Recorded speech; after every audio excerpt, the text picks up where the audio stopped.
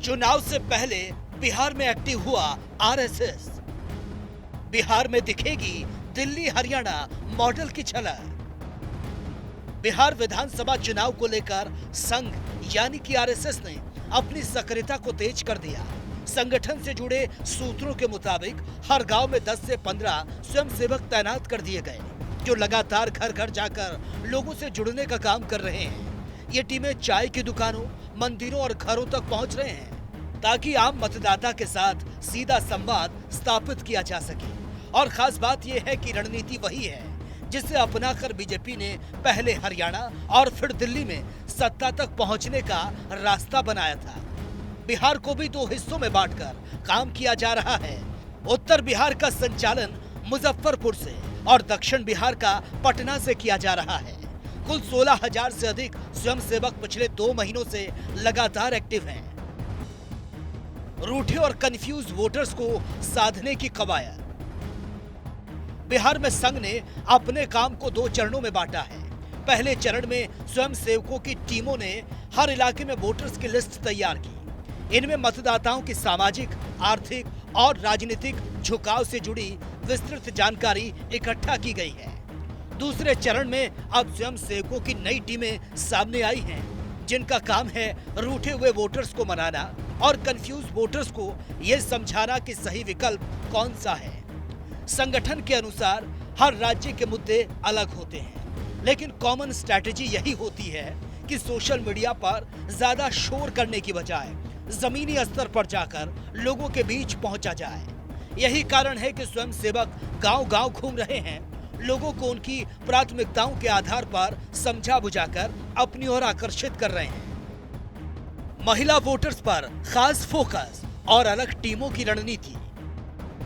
बिहार की राजनीति में महिला वोटर्स को निर्णायक माना जाता है।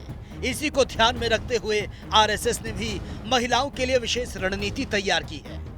संगठन से जुड़े महिला मोर्चा की टीमें घरेलू महिलाओं और पेशेवर महिलाओं के लिए अलग अलग अभियान चला रही है।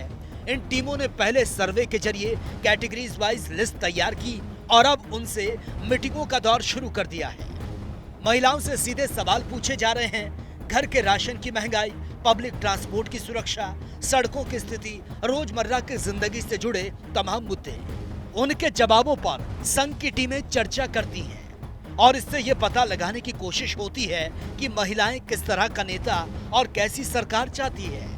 माना जा रहा है कि इन बैठकों और सर्वों के नतीजे का इस्तेमाल उम्मीदवारों के चयन की प्रक्रिया में किया जाएगा, यानी महिला मतदाताओं की राय सीधे तौर पर टिकट बंटवारे और प्रचार रणनीति दोनों पर ही असर डालेगी। संघ के अनुसार बिहार में उनकी जड़ें बेहद गहरी हैं। यहाँ 1925 से ही शाखाएं चल रही हैं।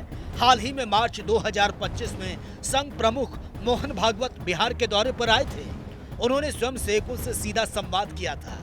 उसी यात्रा के बाद बिहार चुनाव को लेकर 3 प्रमुख बिंदुओं पर आधारित रणनीति भी बनी: राष्ट्रवाद, हिंदुत्व और विकास। संघ का फोकस केवल गांव-गांव घूमने पर नहीं, बल्कि ब्लॉक और जिला स्तर की मीटिंग्स पर भी है। हर ब्लॉक में हफ्ते में करीब 100 मीटिंगें हो रही हैं, ताकि संगठन का संदेश लगातार लोगों तक पहुंच सके। दिल्ली विधानसभा चुनाव में आरएसएस ने करीब 50,000 मीटिंग्स की थी और अब वही पैटर्न बिहार में दोहराया जा रहा है। खासकर पूर्वी बिहार और सीमांचल के कटिहार, पूर्णिया, किशनगंज और अररिया जैसे जिलों में हिंदुत्व और राष्ट्रवाद पर फोकस किया जा रहा है, क्योंकि इन इलाकों में मुस्लिम आबादी ज्यादा है। संगठन की टीमें मानती हैं कि इस नैरेटिव से हिंदू वोटर्स एकजुट होंगे। दूसरी तरफ जहां मुस्लिम आबादी कम है, वहां विकास को प्रमुख एजेंडा बनाया जा रहा है।